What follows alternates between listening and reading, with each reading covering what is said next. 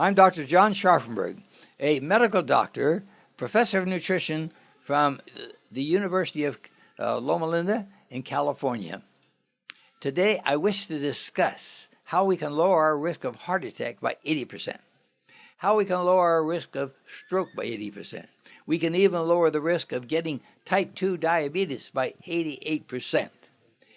All the Heart Association groups, the European Cardiology Society, the American Heart Association, and the World Health Organization all agree to this.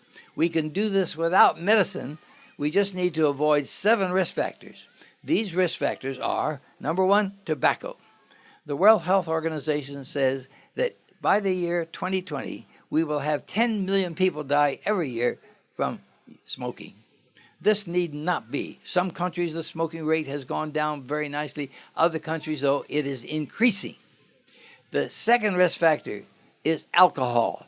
Every time you drink, you knock out some brain cells. It's important to avoid the alcohol. It increases systolic blood pressure. It increases breast cancer in women. It increases rectal cancer. So we need to avoid the alcohol in order to reduce the risk of heart attacks. What are some of the other risk factors? Next one that's most important, number 3, is inactivity. About 2 million people are dying every year just because of lack of exercise. Now, let me give you one thing that shows you how important exercise is. If somebody is smoking, if he has high blood pressure, if he has high blood cholesterol, but he's physically fit, cardiorespiratory fit, he exercises, he will live longer than the person who doesn't do any of those things, like smoking, doesn't have high blood pressure, doesn't have high cholesterol, but is inactive and is not physically fit. So we have smoking, we have alcohol, and we have inactivity. The 4th risk factor is overweight. Overweight increases the risk of almost all diseases. But even though somebody may be overweight, if he exercises, he will have only half the risk of dying compared to the normal weight person who doesn't exercise. But getting our weight down is rather important. Now, the 5th risk factor is lack of fruits and vegetables. We need to eat more fruits and vegetables. But you can't go to a place like the United States where they are already way overweight and tell them to eat anything more, unless you first tell them what to eat less of. There are 2 food groups they have to eat less of. One is sugar. The Heart Association has made recommendations on that. No more than 9 teaspoons a day. That's about 38 grams of sugar for men, and not more than 6 teaspoons or 24 grams of sugar a day for women. The average American is eating 88 grams of sugar every day right now, and that's too much. The second thing is meat.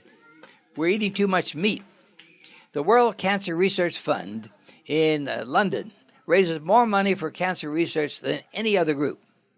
They have researched all the foods as they relate to cancer, and they have come up with a recommendation. Don't ever eat processed meat. That means meat that is salted, smoked, has added chemicals like nitrites and things like this. They should have none in their diet. That includes salami, ham, bacon, and such foods. Even the red meats increased intestinal cancer, similar to the processed meats. Processed meats are a little worse, but the red meats include your goats and your sheep. So they allow 500 grams of such foods for those who would like to use it per week, 500 grams. But they say in the community as a whole, it should be no more than 300 grams. So they want people to limit their use of these kind of meats because they also increase intestinal cancer risk. Dr. Gary Fraser, a New Zealand doctor, did some studies, and he showed that even the white meats, the fish and the poultry, increased intestinal cancer just as much as the red meats. Now, to these 5 behavioral factors, they have added 2 more. One is high blood pressure, and the other is high serum cholesterol. Now, if you do those first 5 behavioral factors properly, you're less likely to have high blood pressure and high cholesterol. Now, with blood pressure, it's too much salt, it's being overweight, A vegetarian diet will lower the risk of hypertension. And then as far as the serum cholesterol is concerned, we can do something about that too. It's mostly saturated fat and cholesterol in the diet, which is the problem. Saturated fat, 2/3 of it is coming from animal products. Cholesterol, 100% of it is coming from animal products. So we need to avoid those animal products in a great deal to avoid the cancers and to avoid the heart attack risk.